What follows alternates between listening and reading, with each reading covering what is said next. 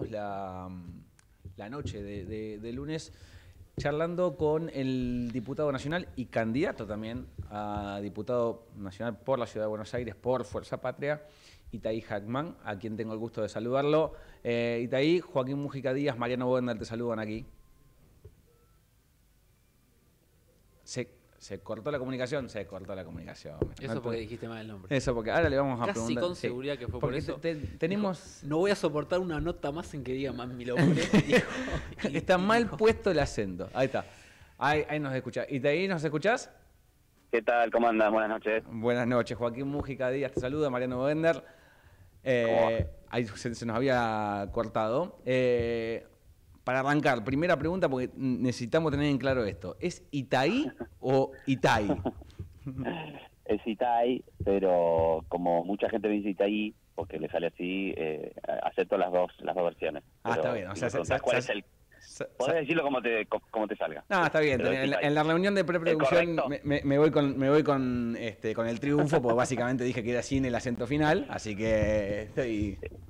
Es un buen juego de apuestas, a ver cuál es, a ver quién gana. Sí, quiero decirte que la mayoría pensaba que tenía el acento en la I final, así que salí victorioso. Sí. Muy bien, muy bien. Aparte me suena raro Itaí, digamos. Estoy tan acostumbrado a escuchar Itaí que me suena... Es como si estuviera hablando con otra persona. Bueno, a ver, Itaí, lo primero a consultarte es, esta semana se comienza a tratar el presupuesto que mandó Milei y va a haber una cuestión en foco que es la participación de José Luis Esperl hoy en el centro de la tormenta. Sí, o sea, sí, perdón. No, digo, quería consultarte porque sé que el bloque de Fuerza Patria en el que vos formás parte piensa pedir la remoción de Esperl al frente de esa comisión. Lo que pasa es que la denuncia que sucedió en estas horas, en estos días, es muy grave. Si bien ya había indicios previos y se habían hecho denuncias judiciales y también mediáticas de los vínculos de Esperl con este personaje, Fred Machado, que es un narcotraficante que tiene un pedido de extradición hacia los Estados Unidos, que está en una domiciliaria en Río Negro y que financió la campaña presidencial de José Luis Esperl, con vínculos muy estrechos con una suerte de testaferro que tiene, que se llama Sicarelli, que a su vez es el marido o la pareja de la candidata Libertad Avanza Romero. Y todo este entramado de financiamiento de narcos, si bien es algo que se venía hablando, lo que apareció ahora es un dato contundente, novedoso, que es que en la causa de Estados Unidos, donde hay una señora que está presa, que era la mano derecha de Fred Machado, apareció un registro de transferencias de dinero y aparece el nombre de José Luis Esperl y el monto, ¿no? Entonces, bueno, esto ya dejó de ser un indicio, un rumor y pasó a ser, bueno, hay elementos contundentes que por supuesto esperemos que el Poder Judicial avance, investigue y se esclarezca, pero que por lo menos nos dan elementos para decir, che, no podemos hacer como si nada, y este señor que ya se le venía anunciando que estaba financiado por los narcos, ahora aparece un dato muy fuerte, él nunca dio explicaciones, entonces, bueno, nosotros vamos a ir a exigir que por lo menos mientras esté en curso esta investigación y se aclaren las cosas, no siga al frente de la comisión o que dé algún tipo de explicación. A ver, esto de lo que hablas es una investigación que se publicó ayer en el diario Hogar y también en el diario Perfil, que lo que hace es mostrar que hay un registro de transferencia de unos $200.000, ¿no? Si no recuerdo mal, en el que figura Esperl como destinatario. Esperl lo único que atinó a decir en una entrevista que tuvo con el canal TN es si hubiese sabido quién era esta persona que lo trasladó en el avión en el medio de una campaña del 2019, no le hubiese agradecido los cuatro vientos, lo dijo textualmente así, y habló, después de decir eso, de campaña sucia del kirchnerismo, lo único que quieren es ensuciarme. Esa fue la defensa del diputado Esperl. Claro, pero hasta ese momento solamente sabíamos que Fred Machado lo había llevado en un avión a Viedma. Bueno, uno puede decir, che, capaz que si un tipo te ofrece llevarte en un avión privado a dar una charla, es medio raro, pero bueno, ponele. Solamente teníamos ese dato y también teníamos el dato de que le había hecho campaña en un auto blindado de propiedad de esta persona Sicarelli, que es no solamente el testaferro, sino que es el dueño de la casa en la cual está preso Fred Machado. Ahora, eso era lo que sabíamos hasta ahora y él se escudaba diciendo esto que vos decís. Lo que debería explicar ahora es, bueno, pero usted además del avión recibió $200.000, por lo menos, y está registrado. ¿Recibió o no recibió $200.000? En una fecha precisa que está publicada en esos registros que están en la causa en Estados Unidos. Bueno, cambia la situación y me parece que están muy sucios, con la paradoja que implica que gente que se suponía ganó las elecciones diciendo que venía a limpiar la política, ¿no? Que venía a terminar con los curros, bueno, y están, no solamente él, sino también la diputada Villaverde, actual candidata a senadora por la Libertad Avanza en Río Negro, involucrados con financiamientos narcos. Ella además estuvo detenida ella misma por tenencia y tráfico de cocaína. O sea, están más sucios que una papa. Recordemos también que Espert era íntimo de Spanuolo. Spanuolo tiene múltiples fotos y casi de intimidad con José Luis Espert, que fue del quien se difundieron los audios famosos en donde se hablaba del 3% de Carine, la corrupción de la Andis.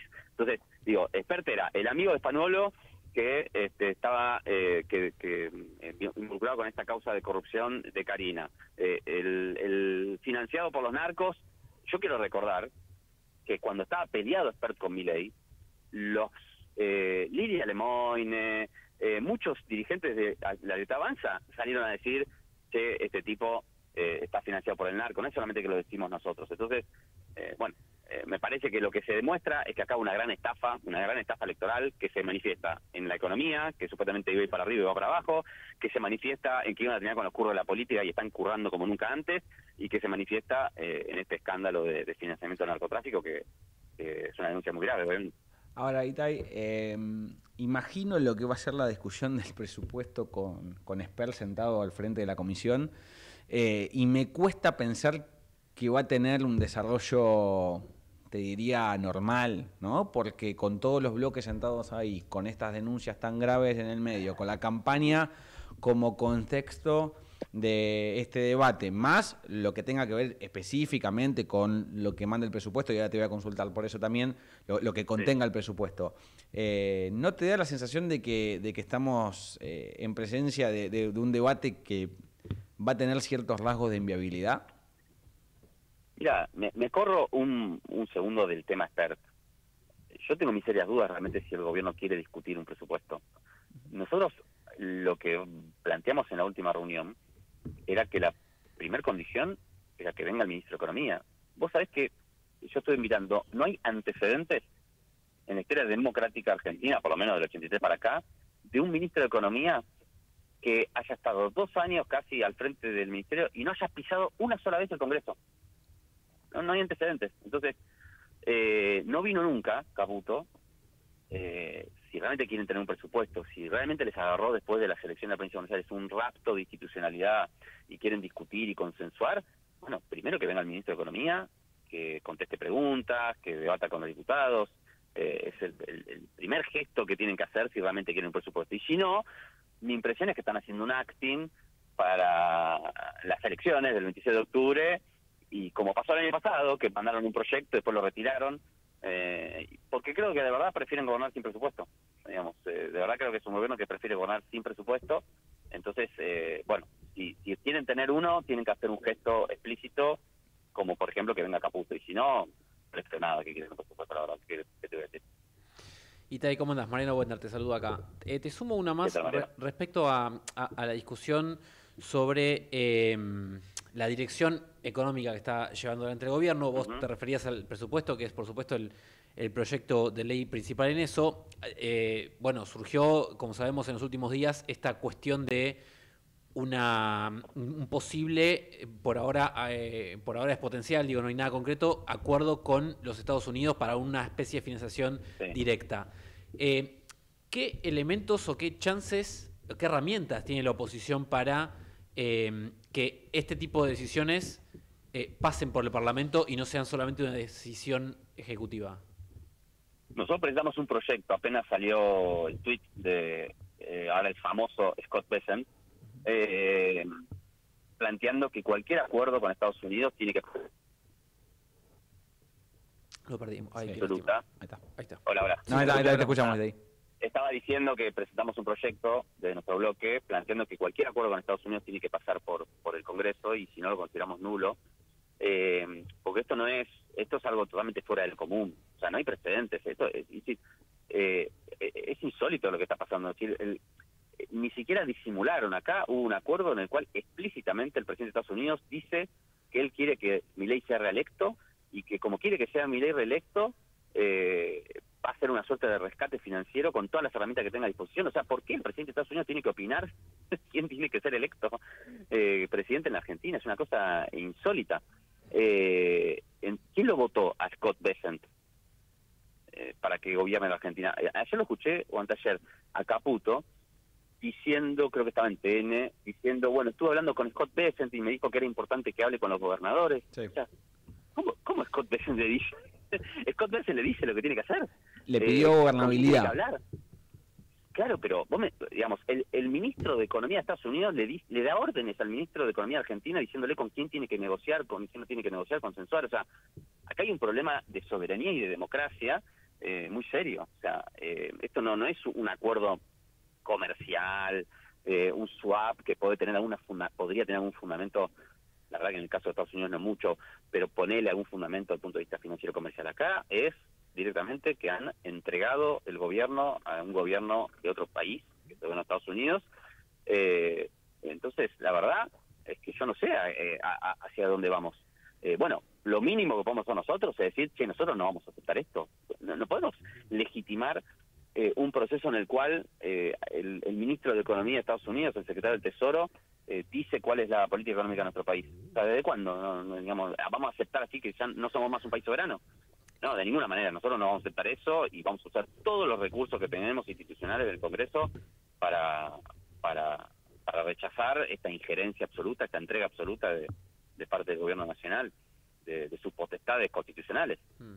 A propósito de eso, hay un debate, una discusión abierta respecto a cuáles eventualmente serían los condicionamientos que una ayuda de esta naturaleza pueda implicar hacia el gobierno.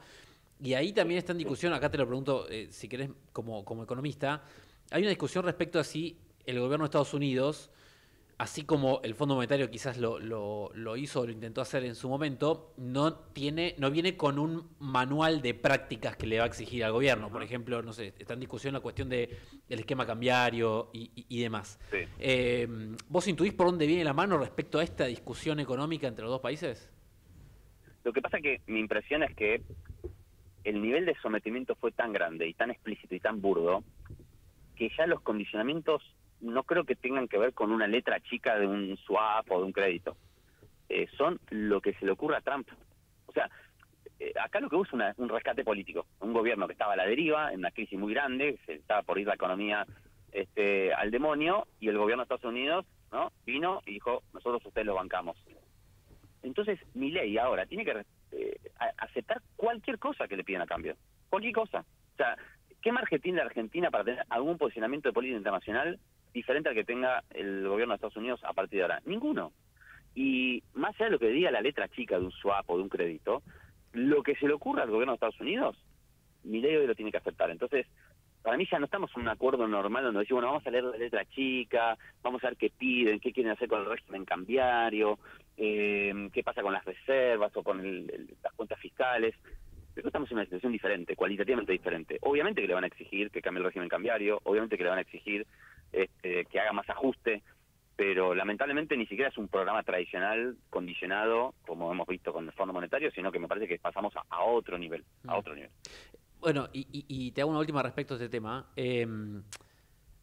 Está como la sensación de que, la sensación no, porque de cierta forma lo escribió así Bessent, que este tipo de ayuda está condicionada exclusivamente al resultado electoral. Es decir, si el gobierno consigue un resultado favorable, creo que hablaba específicamente de motorizar inversiones privadas en la Argentina de empresas norteamericanas.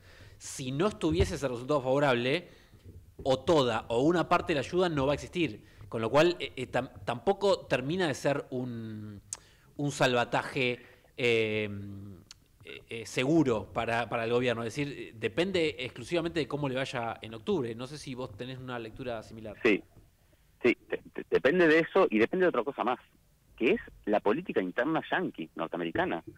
No es que esto no ha tenido ninguna repercusión en la política doméstica de Estados Unidos, ¿eh? Tenés, además de, por supuesto, los opositores a Donald Trump, del Partido Demócrata, etcétera, cuestionando, che, ¿cómo era esto de American First? Y al final usás guita de los contribuyentes norteamericanos para salvar a tu amigo,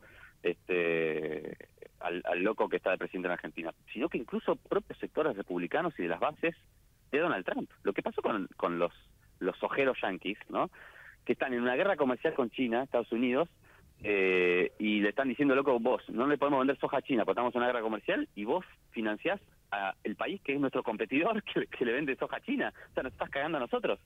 Entonces, para mí acá, además del resultado electoral de la Argentina, hay que ver cómo procesa esto la política interna norteamericana y el costo político que va a tener para el propio Donald Trump hacer este salvataje financiero. Entonces, coincido en que esto está muy, muy frágil, muy en veremos. Ahora, hasta ahora solamente tuvimos gestualidades, promesas, tweets, dólar no vino ninguno, ¿no? Entonces, me parece que acá hay una especulación, un espaldarazo político de cara a las elecciones, pero todavía no hay nada concreto que nos permita realmente ver que van a venir inversiones o dólares frescos para fuera de Argentina. Entiendo a pensar que no va a ocurrir. Y te hago la última y te despido y desde ya te agradezco por el tiempo para charlar con nosotros. A ver, nombraste varios puntos de conflicto entre la oposición y el gobierno, ¿no? Esta cuestión del apoyo norteamericano, lo que tiene que ver con la cuestión del presupuesto específicamente, donde vamos a ver hasta dónde hay margen para discutir o hasta dónde el gobierno va a dar margen para discutir, lo de Esper. Ustedes tienen una postura muy definida, Fuerza Patria tiene una postura muy definida, pero en los últimos meses se fue alejando del gobierno y acercando más una postura parecida a la de ustedes, este esquema del medio que hoy representan a nivel nacional algunos gobernadores, Juan Schiaretti, ¿no? Provincias Unidas, como se llama el sello. ¿Crees que en esta vuelta, ante estos temas que charlamos, van a endurecer su discurso, es decir, que va a haber una oposición mucho más compacta frente al gobierno o no? ¿O que van a jugar a hacer el equilibrio que hicieron hasta ahora? Yo creo que la única oposición que tiene coherencia y además capacidad de articular mayorías parlamentarias es la que expresa el peronismo, que es la que expresa Fuerza Patria. Los demás especulan. Un día depende cómo sopla el viento, pueden votar con Milei, otro día pueden votar con nosotros, en función de cómo le fue un cierre de listas, en función del arreglo de un gobernador con el presidente, en función de cómo dio la última encuesta de imagen de Milei en su provincia. Entonces, ese comportamiento especulativo, la verdad es que a mí me parece que no le da certeza al votante que quiere votar para frenar a Milei, para decir, che, esto no va más, no quiero que sigan castigando a los jubilados y cagando la palo todos los miércoles, no quiero que vayan contra el Garraham, contra las personas con discapacidad, contra las universidades públicas, no quiero que entreguen el gobierno, la soberanía de nuestro país a los yanquis. Bueno, el único espacio que puede garantizar coherencia y articular mayorías y ponerle un freno a esto es Fuerza Patria, es el peronismo. Por eso nosotros llamamos a concentrar el voto opositor en Fuerza Patria para dar vuelta a esto. Y si nosotros logramos aumentar la cantidad de diputados y senadores del peronismo, de Fuerza Patria, vamos a poder revertirlo, porque muchas votaciones, por ejemplo, el aumento de los jubilados, no logramos rechazar el veto de Milei por 4 votos. Entonces, a veces un diputado más o un diputado menos hace la diferencia, hace toda la diferencia. La ley base salió por el voto de un senador, tuvo que desempatar Villarroel. Entonces, nosotros decimos, esta es una elección muy importante, no es una elección más, una elección muy importante, donde tenemos la posibilidad de ponerle un freno a esta locura y donde el espacio que te garantiza coherencia y también articulación de mayorías es Fuerza Patria, y tenemos que evitar que los daños sean irreversibles. Hoy estuve la mañana en una fábrica y el dueño de una fábrica textil acá al sur de la ciudad de Buenos Aires, y el tipo me decía, angustiadísimo porque lo matan con las importaciones y además con la caída del consumo, me decía, no sé si aguanto 2 años más. Entonces nosotros no podemos permitir que esto siga así, porque realmente va a ser un industricidio y una desarticulación de las capacidades productivas de instituciones muy importantes que hay que defender, que no desaparezcan, como las universidades, como el Garraham. O sea, es una elección realmente muy importante. Insisto, Fuerza Patria te garantiza la coherencia a la hora de votar y también la posibilidad de articular una mayoría para frenar esto. Itai, muchas gracias por la charla y por haber charlado esta noche con nosotros. Abrazo. Abrazo grande. Ahí pasaba Itai Hackman.